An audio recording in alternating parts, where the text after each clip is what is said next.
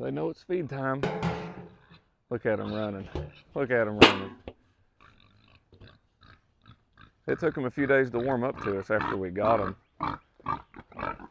They almost went through a 2 or 3 day period of depression, it seemed like, where they just laid around like they're getting used to their new environment. But they're up now, running around. They've figured out the nipple on the water, which made me happy because they didn't drink a whole lot for the first few days. They know when it's feed time now too. I'm doing about 5 pounds a day per pig, so it's about a scoop and a half in a 4-quart scoop that I've got. So we'll step over here and dump it out. Watch out, girls.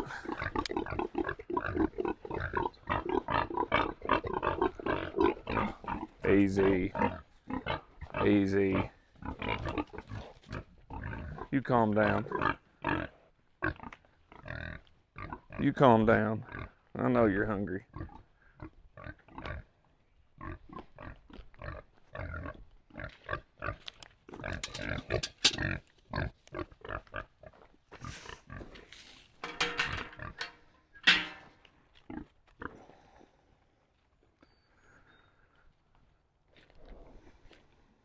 I'm really hoping they're pregnant. You can see the belly on the big sow is starting to dip down a little bit, and her teeth look like they're starting to get a little bit bigger. I reckon they'll swell up pretty good with milk just before they get ready to farrow.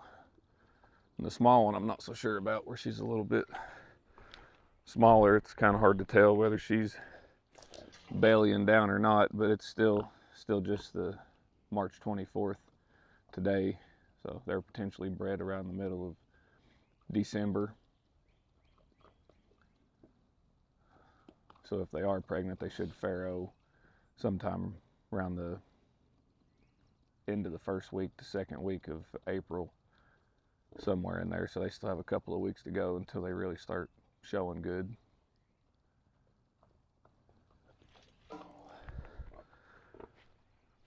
The feed I've got them on is just a Hog Finisher, just a hog ration from the local feed store.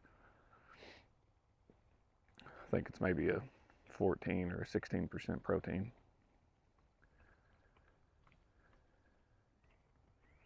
They'll start fighting here in a minute.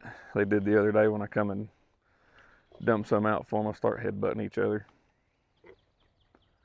You're just in hog heaven. There they go.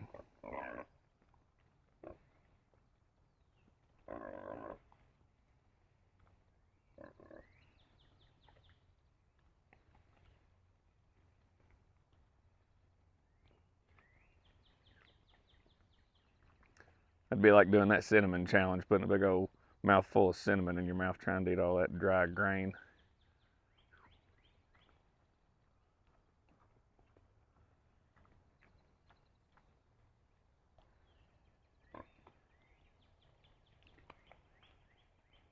They've done pretty good on this electric netting up to this point. They got into it pretty quick once I put them in, and they've been into it a couple of times, I think, on accident since I put them in here, but it's only 2 feet tall. Of course, I've heard they can just get by on one strand. A lot of people just do 2 strands of hot wire, but this is done good. I'm hoping when the time comes and they have the piglets that I can break the fence down and put the piglets inside of the electric netting when it's time to wean them. And then I can run a couple of hot strands for these two and get them out of here. Split them up, make it a little bit easier.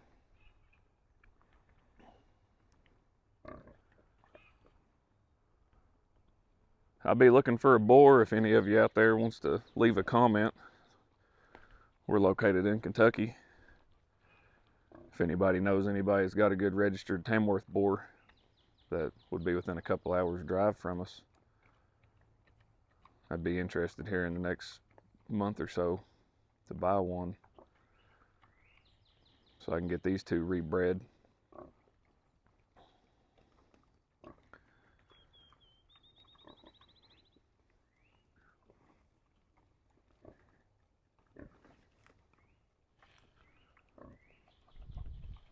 You see what they've done so far on rooting around in here.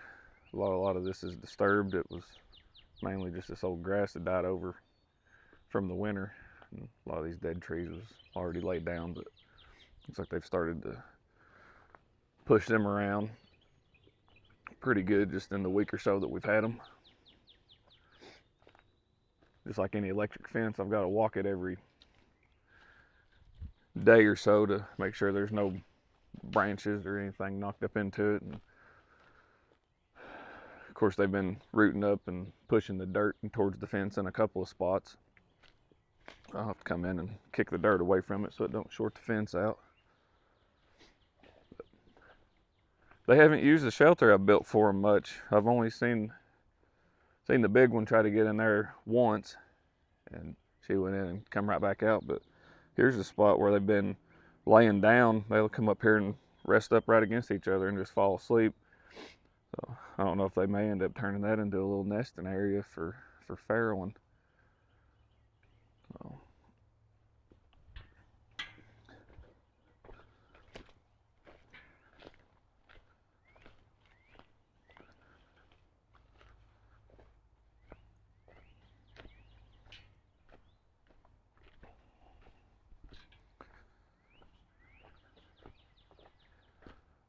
They've been in there rooting around a little bit. That straw's not exactly where I had it. Yeah, they've cleared that one corner completely out. They may have actually been in here laying around already. I'm hoping this is where they decide to farrow at when the time comes. But I've heard they'll make them a pretty decent nest, so they've got good motherly instincts. These Tamworths are good mothers from the research that I've read.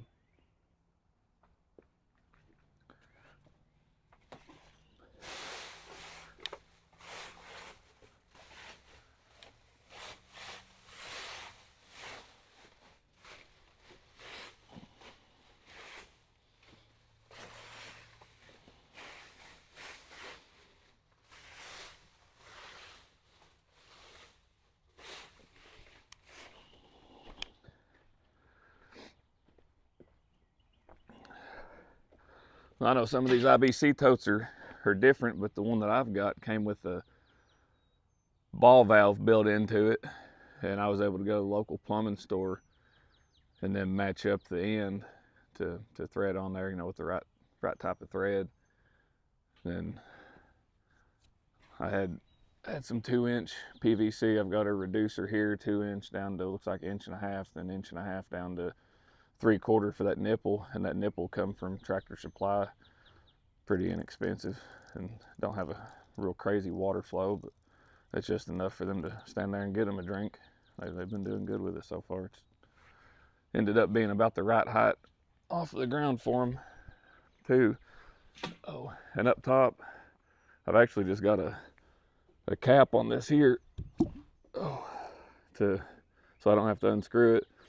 I actually was trying to use these barrels, or the IBC totes, as a rain catchment system a couple of years ago for my garden. Ended up not using it as much as I thought I was going to, and then we had to have our garage siding redone, so I had to take the water catchment system down. I figured what better use than to repurpose it into a 300-gallon pig water. Save me a little bit of time and energy having to water them in a smaller container.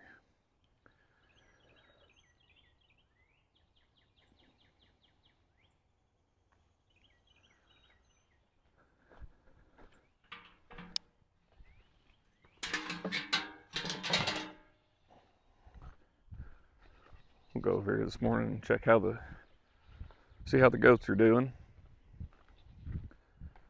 You talk about them acting funny when we brought the pigs in.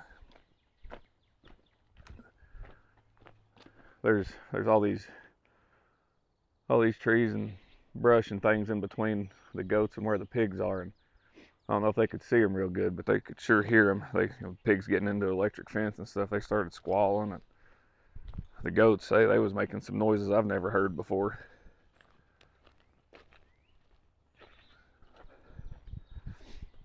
I've heard from a lot of people that goats are hard to keep in, but this 39-inch electric netting from Premier One has really served me well. It didn't take them long, just like the pigs, to get into it when you first put them in, and they have a healthy respect for that electric netting. And I've not had one problem with them getting out since I've had them. This is the third time, I believe, that I've moved them. I started out in this area right here behind me. I think at that time I only had 2 rolls of the netting, 200-foot rolls. I ended up buying 2 more last summer, so I've got a total of 400 feet, which equals just under a half acre if it's all spread out right.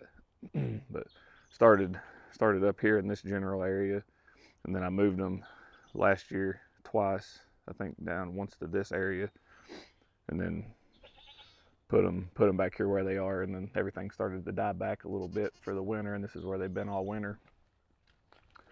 I knew that they would strip bark off of the younger trees, but this pine tree right here fell down, and they have stripped all the bark off that whole tree over the period of the winter.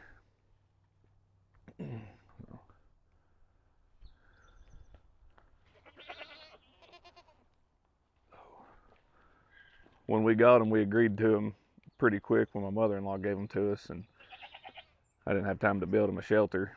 So what that is my sawhorses, just with some old metal I had nailed to it. And I put the feed bags up there whenever the weather got real cold back in December. Try to knock some of the air off of them. But Cassie made sure to let me know I needed to build the goats a nice shelter after she seen the one I built for the pigs. Because we've had the goats longer than we've had the pigs, and then here the pigs are getting a nice shelter right off the get-go. But that's definitely on my never-ending to-do list, to build the goats a nice shelter. So, depending on how things start to grow up in here, which it looks like it's pretty well died back so far, things are starting to green up, but it'll be time for me to move them here before too long. And the process I use to move them is I'll hook my stock trailer up to my tractor and back it in real close to the netting, and I'll lure the goats in to the trailer with some feed, and I'll hold them in the trailer for a few hours while I take the netting down, move their house, move their water, and the hay feeder. I actually didn't feed them any hay last summer, so that'll be an extra thing for me to move this year. I just bought that hay feeder for the winter time, but it'll take me 3 or 4 hours to move all this, get it rolled up, and then get my chainsaw and weed eater out and figure out which route I want to run it through the woods and get it all set back up. One issue I've had with the location they're at right now is that solar charger right there don't get a whole lot of sun. So I've had a extension cord hooked up from the house over here to keep the battery charged up to keep the fence hot. And what I realized with the pigs is that where I've got them set up at is it's in a better direction facing the sun, and I actually need to move the goats more up the hill to where it'll catch more of the evening sun, and I'll start on the edge of the tree line is what I need to do with the goats and the pigs.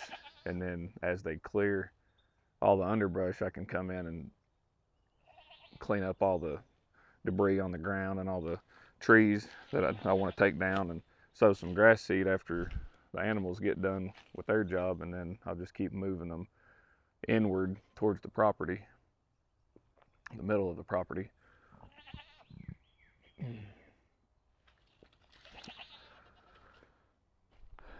That feeder right there has been awesome.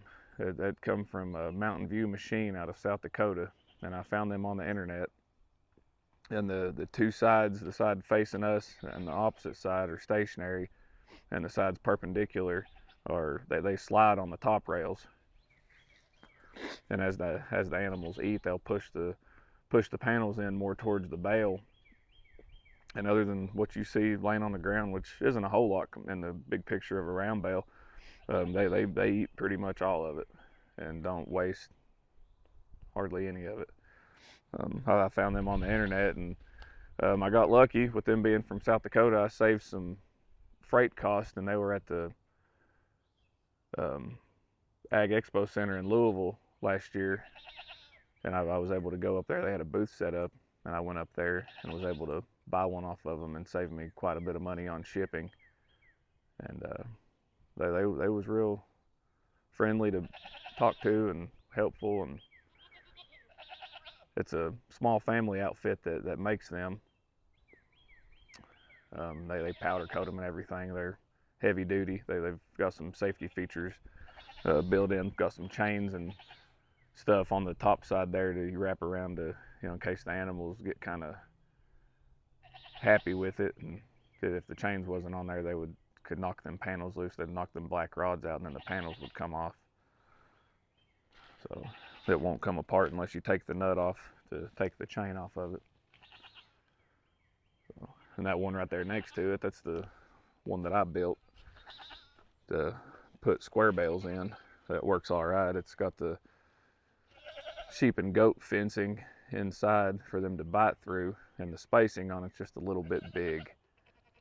So they'll pull out a little bit more than they need to and waste quite a bit landing on the ground, whereas the spacing, I think, on that yellow one is 2.5 to 3 inches, might be 3 inches. We'll be looking at 4 inches on the sheep and goat wire. So they can't quite get as much out on the smaller space in there, but I still plan on using that smaller one there if I ever end up breeding the 2 females. Betty there, the gray one, she's a pygmy, and then these 2 back here behind her is her offspring, and they're pygmy Nigerian dwarf mixes. And the one on the right's Lucy, she's a female. Then the one on the left there is another male. He's a wither, and this one here, he's a wither. But they're all pygmy Nigerian dwarf mixes. But I'm considering getting another Nigerian dwarf male to breed back to them for selling them as pets, and maybe possibly trying to milk. So we'll see how all that goes.